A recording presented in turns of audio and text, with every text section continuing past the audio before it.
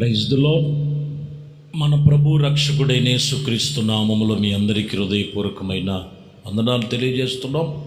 దేవుని కృపను బట్టి ఈ ఉదయకాలము పరిశుద్ధమైన దేవుని మాటల చేత మనం ఒకరికొకరం ఆత్మీయతలో హెచ్చరికలు చేసుకొని ఒకరికొకరము దేవుని సన్నిధిలో పురుకొల్పుకోవాల్సిందిగా మీ అందరికీ దేవుని పేరిట తెలియజేస్తున్నాం.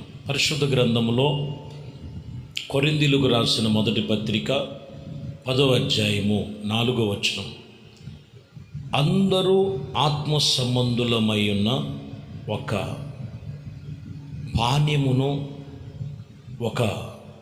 పానీయము చేసుకొని ఏలయనగా తమను తామును వెంబడించేటువంటి విషయంలో ఆత్మ సంబంధమైన బండలోనిదే త్రాగిరి, ఆ బండే క్రీస్తు. ఇక్కడ మీరు గమనించాలి, ఆత్మ సంబంధమైనటువంటి బండలోనిది త్రాగిరి, ఆ బండే క్రీస్తు. ఆత్మ సంబంధమైన బండలోనిది త్రాగిరి. దైవజనుడు పౌలు చెప్తున్నారు, ఇక్కడ మీరు గమనించినట్లయితే మనమందరము ఆత్మ సంబంధమైన బండలోనిది త్రాగినట్లుగా ఆ బండే ప్రభు అయిన యేసు క్రీస్తు అనే వాక్యము మనం గమనించాలి.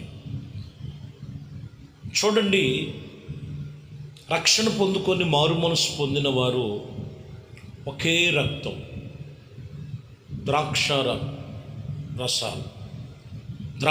రసము యేసు రక్తముగా అందరం కూడా సంఘానికి పంచుకొనచ్చు. ఒకే రక్తములో పాలివారమై, ఒకే శరీరములో పాలివారమై. ఎందుకనని మనం గమనించాలి. ఈరోజు ఆత్మ సంబంధమైన ఇదిగో బండలోనిది మనము త్రాగవలెను. ఆ బండే ప్రభు అయిన క్రీస్తు. ఈరోజు ప్రభువుని వెంబడిస్తున్నటువంటి మన జీవితములలో మీరు గమనించాలి, క్రీస్తుని మనము పాలివారముగా, ఆయనలో మనము పాలివారమై ఉండాలని చెబుతున్నమాట. ఎందుకంటే కీర్తన 36వ కీర్తన 8వ వచనంలో, నీ మందిరము యొక్క సమృద్ధి వలన వారిని సంతృప్తి నొందుతున్నారు, నీ ఆనంద ప్రవాహం యొక్క నది నీవు వారికి త్రాగనిచ్చుచున్నావు. ఇది ఎవరికి వర్తిస్తుంది, ఇది ఎవరికి ఇవ్వబడుతుందంటే మీరు గమనించాలి. వాక్యము చెప్తున్న మాట, మందిరముని యొక్క సమృద్ధిలోకి వచ్చినవారు. ఈ సీజన్లో మీరు గమనించాలి, క్రిస్మస్ సీజన్లో ఎప్పుడు వెళ్ళనోళ్ళు కూడా, ఎప్పుడు చూడనోళ్ళు కూడా మందిరాన్ని చూస్తుంటారు, మందిరాన్ని దర్శిస్తుంటారు, ప్రార్థనలు జరిగిస్తుంటారు, ప్రార్థనలో పాల్గొంటుంటారు. మంచిదే.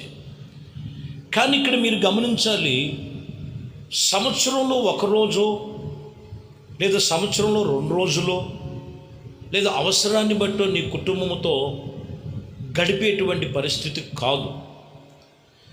నీ దేవుని మందిరం యొక్క సమృద్ధిని నువ్వు తృప్తిగా నువ్వు అనుభవించాలంటే నువ్వు దేవుని మందిరమునకు చెందిన వ్యక్తివై ఉండాలి, సంఘానికి చెందిన వ్యక్తివై ఉండాలి. ఎందుకంటే అక్కడ కూడా చెప్తున్నమాట, ఇదిగో నీ ఆనంద ప్రవాహం యొక్క నది నీవు వారికి త్రాగనిచ్చితివి. ప్రభు యొక్క ఆ యొక్క త్రాగనిచ్చినటువంటి ఆనందం యొక్క జీవితము ఎక్కడ ఉన్నదంటే దేవుని మందిరములో ఉన్నది. దేవుని సన్నిధిలోకి వచ్చి ఇంకనూ మీరు గమనించినట్లయితే ప్రభు వాక్యము వింటూ నీ హృదయమే దేవుని ఆలయముగా మార్చుకోవాలి. ఎక్కువ వినపడుతుంటాయి, హృదయమే నీలాలయం క్రీస్తు, నీ నామమే నా ధ్యానం. హృదయము దేవుని ఆలయముగా ఎవరైతే మార్చుకుంటారో, పాపులకు రక్షకుడుగా వచ్చాడు, తమ పాపములు కడిగి నీతిమంతులుగాను యథార్థవంతులుగాను ఆయన ఆనంద నదీ ప్రవాహములో నిన్ను త్రాగనిస్తాడు. ఆయన ఈరోజు ఆత్మ సంబంధమైన బండలోనిది త్రాగాలి. ఆ ఆత్మ సంబంధమైన బండే ప్రభు అయిన క్రీస్తు. ప్రభు అయిన క్రీస్తులో పాలివారై ఉండాలి.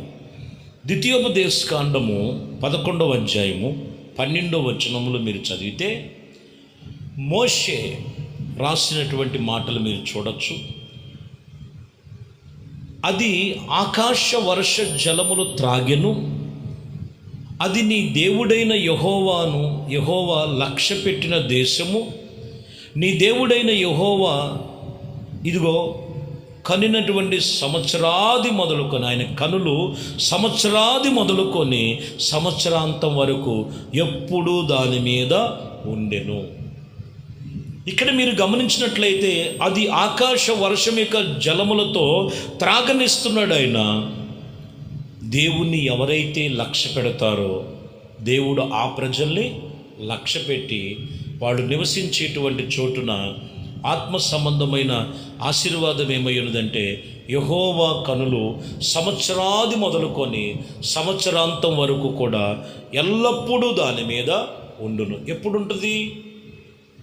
దేవుని యొక్క సన్నిధిలో దేవునితో నిబంధన కలిగి ఆత్మ సంబంధమైన బండలోనిది త్రాగినప్పుడు, ఆత్మ సంబంధమైనటువంటి బండలోనిది త్రాగినప్పుడు ఇదిగో ఆయన కనుదృష్టి వారి మీద ఉంటుంది.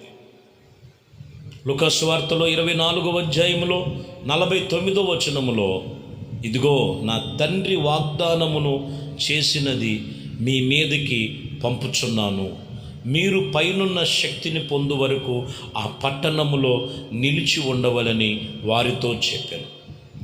చూడండి, తండ్రి వాగ్దానము కుమారుడైన ప్రభు అయిన యేసుక్రీస్తు ఇదిగో ఆయన సన్నిధిలో ఇదిగో పంపుచున్నటువంటి శక్తిని పొందుకోవాలంటే ఆ పట్టణములో మీరు నివసించినట్లుగా చెబుతున్నమాట. ఆ సంఘములో మీరు నిలిచినట్లుగా, దేవుని సహవాసములో నిలిచినట్లుగా, ఇంకా చెప్పాలంటే ఆత్మ సంబంధమైన బండలోనిది మీరు త్రాగవలెను. వాక్యమును అవలంబించాలి, వాక్యమును అనుసరించాలి. అప్పుడు ఆయన వారితో చెప్తున్నాడు, శక్తి పొందుతారు. పై నుండి వచ్చేటువంటి ఆ శక్తి పొందుకునే వరకు కూడా మీరు సంఘములో నిలిచి ఉన్నారు. ఆ పట్టణం మహారాజు పట్టణం, దేవుని మందిరం, దేవుని సన్నిధి. అపోస్తల కార్యములు 1వ అధ్యాయము 4వ వచనం, ఆయన వారిని కలుసుకొని ఇలాగూ ఆజ్ఞాపించి, మీరు యెరూషలేము నుండి వెళ్ళక ఇదిగో నా వలన వినిన తండ్రి యొక్క వాగ్దానము కొరకు కనిపెట్టండి. తండ్రి యొక్క వాగ్దానమును కొరకు మీరు కనిపెట్టండి. అది మీ మీదకు వచ్చేంత వరకు ఆత్మ సంబంధమైన బండ ప్రభు అయిన క్రీస్తును మనము నిలిచి ఆయన ఆనంద ప్రవాహ నది మనము త్రాగనిస్తాడు. ఆ బండలోనిది త్రాగవలెను, ఆ బండలోనిది త్రాగవలెను. ఆ బండే ప్రభు అయిన క్రీస్తు. ఆ చెప్పిన ప్రతి పరిశుద్ధమైన దేవుని వాక్యమును బట్టి నీవు ఆ పైన ప్రభు వాగ్దానము పొందుకునేంత వరకు మీరు అక్కడే నిలిచి ఉండాలి, కనిపెట్టాలి. యెషయా గ్రంథము 44వ అధ్యాయం 12వ వచనంలో చూస్తే ఇదిగో ఇక్కడ చెప్తున్న మాటల్లో, తను బాహుబలము చేత దానిని చేయును, అతడు ఆకలిగొనగా అతడు బలమును క్షీణించిపోయి ఉండగా నీళ్లు త్రాగి సొమ్మసిల్లిపోయినటువంటి విషయంలో దేవుడు వారిని తిరిగి మరలా ఉత్సాహము, ఉల్లాసము, ఆత్మీయతలో నింపినట్లుగా ప్రజలు అక్కడ కనుగొన్నట్లుగా రాయబడింది. ఆకలిగొని ఉన్నారు. అంతను అటువంటి విషయంలో దేవుడు వారికి బలాన్ని ఇచ్చాడు. క్షీణించిపోతున్నటువంటి జీవితాలు, నీళ్లను త్రాగనిచ్చి సొమ్మసిల్లిపోయినటువంటి జీవితాల్ని తిరిగి మరలా ఆయన ఉత్తేజము కలుగు చేస్తున్నాడు. అంటే ఈ మాటకి అర్థం ఏంటంటే, లోకం అనే బలహీనతలో పడిపోయి, శరీరేచ్ఛలో పడిపోయి, నానా విధమైనటువంటి పరిస్థితుల్లో ఆత్మ దేవుని సన్నిధిలో ఆ ఆత్మ సంబంధమైనటువంటి బండలోనిది మనం త్రాగితే జీవం ఉంటుంది, అక్కడ బలము కలుగుతుంది. ప్రభుయే ఆ క్రీస్తు బండను మనము గమనించి ఆయన చెప్పే ప్రతి వాక్కులను మనం అనుసరించినట్లయితే నీకు ఉత్తేజం కలుగుద్ది, ఉల్లాసము కలుగుద్ది, ఆత్మ సంబంధమైన ఆశీర్వాద ఫలాలు నువ్వు చవిచూస్తావు.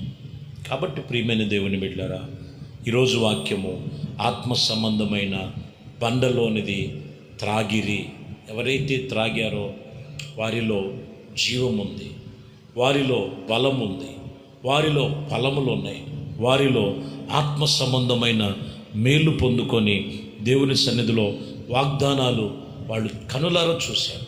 ఈరోజు నీవు ఆయన సన్నిధిలో క్రీస్తు అనే బండలో నుండి ఆ ఆనంద ప్రవాహం యొక్క నది నీరును మనం త్రాగేవారం, అనగా వాక్యమును మనం అనుసరించే వారమై ఉండాలని, ఇటు రీతిగా ప్రభు సన్నిధిలో మనం నడుచుకోవాలి.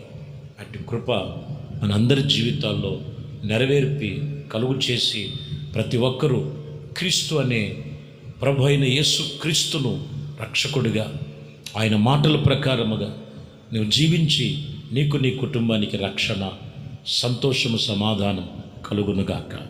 ప్రార్థన. పరిశుద్ధుడా, ప్రేమ కలిగిన తండ్రి, ఈ ఉదయము వాక్యం విన్నారు. విన్న వాక్యమును బట్టి తమ హృదయములు సరిచేసుకొని పరిశుద్ధపరుచుకొని పవిత్రపరుచుకొని క్రీస్తులో నిలిచి పాలివారై ఉండటకు సహాయం చేయండి. యేసయ్య మీకు వందనాలు. వాక్యం విన్న ప్రతి ఒక్కరిని వాళ్ళ హృదయం ఇచ్చి, ఇదిగోనైనా ఆత్మ సంబంధమైన బండ క్రీస్తు అని మీరు చెప్పే ప్రతి మాటను మేము తూచి తప్పకుండా పరిశుద్ధమైన జీవితము జీవించే జీవితం ప్రతి ఒక్కరికి దయచేయండి. ప్రతి కుటుంబానికి రక్షణ దయచేయండి. యేసు నామములో ప్రార్థించి వేడుకొనుచున్నాం తండ్రి, ఆమేన్. ప్రభు మిమ్మల్ని దీవించి ఆశీర్వదించునుగాక.